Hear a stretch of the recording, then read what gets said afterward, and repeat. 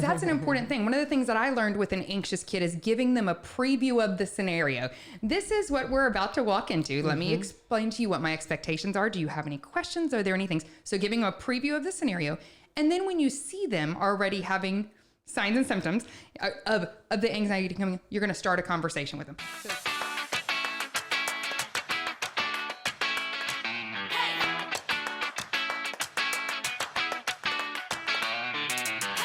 Hey, welcome to this week's edition of Because Adulting is Hard. This is, tell me who you are, tell me a little bit about you. This is my friend.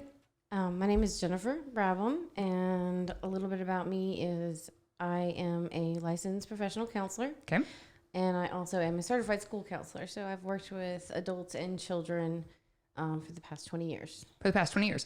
Okay, so today we're going to talk a little bit about anxiety, specifically anxiety in children. Because what I have noticed is a person with obviously established really high anxiety, that really affects my children. And we talk about children in school today having a higher anxiety rate than ever. And my inclination is to think that has a lot to do with parents having a whole lot more anxiety. So let's talk about, first of all, we've been at home a long time with our kids. Right. Right. So, and we're entering summer, which is a harder time anyways, because kids are out of routine. So give me maybe 3 or 4, 5 things that you're looking for when you're looking at children and you're looking at specific anxious behaviors. What are some things that we can look for as parents?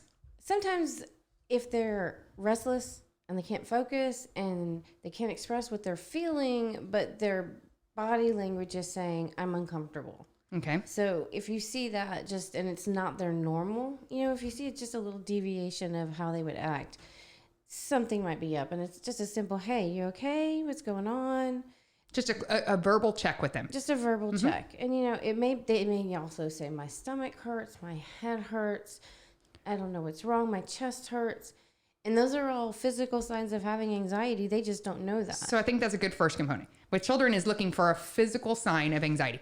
And for children, acknowledging that rather than getting frustrated with them, because I know that especially when you're working with young children, acknowledging that, a simple, like you said, pat on the back, hey, are you okay? Is there something? Because that's the first thing that I notice with children is their mannerisms, their physical things. So give me another one.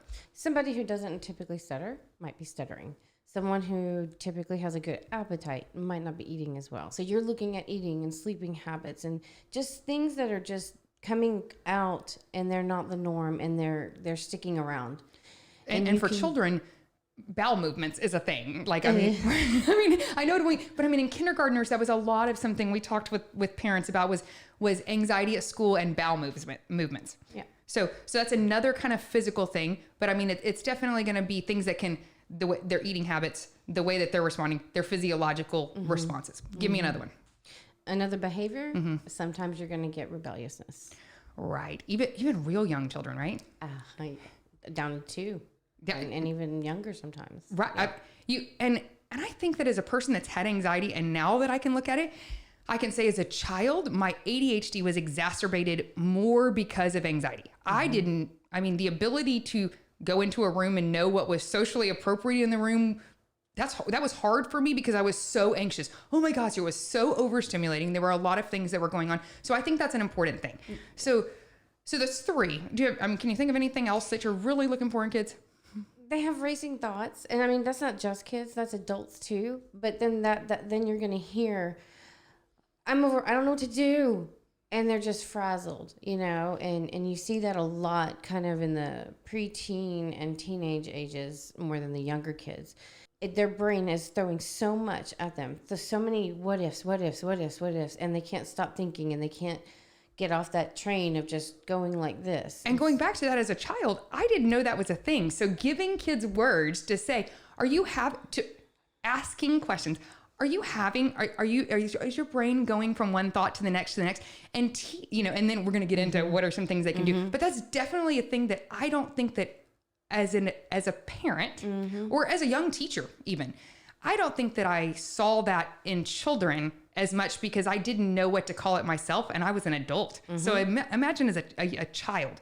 So any other well, that will cause tears. That will cause frustration. So those sort of, tears that come out of supposedly nowhere, and they can even say, I don't know why I'm crying, but they're crying, and that's a body's response to the stress, actually, but they don't know that. And so it's really trying to release some of that tension. But so crying out of nowhere, and I don't know why, is a real important thing. And validating that. The validation for all of it's really important, because otherwise you just think I'm crazy. And then they'll step back and not tell you. They'll stop that and they won't tell you what's going on, but you can still see it physically. Well, and as an anxious parent, when you watch an anxious child, you do a lot of reflecting, or at least I do, because I mean, I definitely have not done it right. I mean, I've had full-on meltdowns, things. And then I watch my children use the same poor coping mechanism skills to do the same thing. And especially when they're in a point of crisis, they're crying. We call, the teacher in me calls it crisis.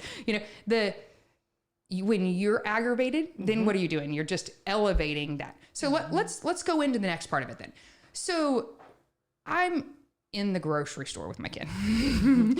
That's at least where my kid always used to pick to have a full-on meltdown, probably because it's overstimulating, right? I'm telling him to stand right here. Don't move. Don't touch anything. Don't do, you're doing all the things. So let's say my kid's about or is having a meltdown in the middle of the grocery store. Can we go through maybe 5 quick tips of my kid is having, or I see it coming. The signs that I could see my son from a mile away. I mean, the mannerisms change. So give me 5 quick things parents can do, maybe 3, 4, whatever you got. I won't put a number to make you put any pressure. I'm going to count. Yeah. No, I think if you know well enough to see it coming before it comes, it's even better, because you can have a conversation and just, are you okay? Is there anything going on? And then maybe you've had conversations. Okay, I can't breathe when this stuff starts happening and it makes me scared. So you're starting with questions. You're going to start asking questions, and hopefully that you've already had the conversations about what those things could look like and how they feel. So wait. Because that's an important thing. One of the things that I learned with an anxious kid is giving them a preview of the scenario. This is what we're about to walk into. Let me explain to you what my expectations are. Do you have any questions? Are there any things? So giving them a preview of the scenario. And then when you see them already having signs and symptoms of the anxiety coming, you're going to start a conversation with them. So, and when I start conversations with children or other anxious adults, my voice and tone gets lower. You speak lower, you speak slower. Because when you're calm, right, they're calm. One of my phrases I use all the time with my kids and other people, but especially my kids, if they're having anxiety, I said, look at me. Do I look worried?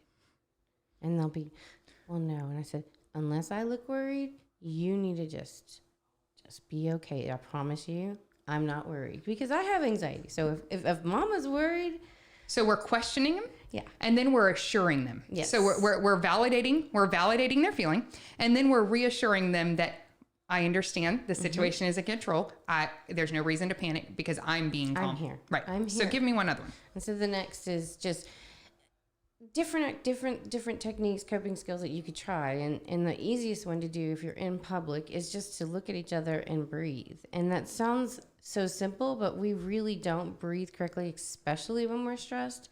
And that could be stressed out of many different reasons, but anxiety creates some fear and creates this just a lot of discombobulation in the brain. So if we remind ourselves, okay, let's go to the basics, let's breathe. So when you're working on breathing, I know that one of the strategies that I use with my children is I make them put their hand on their tummy. I need you to feel your breath. I don't have any breath. Okay. So, and then do you typically start breathing slowly with them? Oh, yes. Yes. Because then they can kind of watch what I'm doing and try and stay with me. And I will slow it down more. But one of the ways to kind of get it under control to then do, like, I guess I usually try about 5 of the regular breathing, is to have them breathe as deep as they can, as slow as they can. And with adults, I just say breathe out as slow as you can. You try to go longer. Right. And that just kind of gives you a good reset. But with children, you can do something like give them a straw. Okay. So when they're exhaling, it's going to go slower. They're forcing when you're teaching them, because you can't use some of these strategies.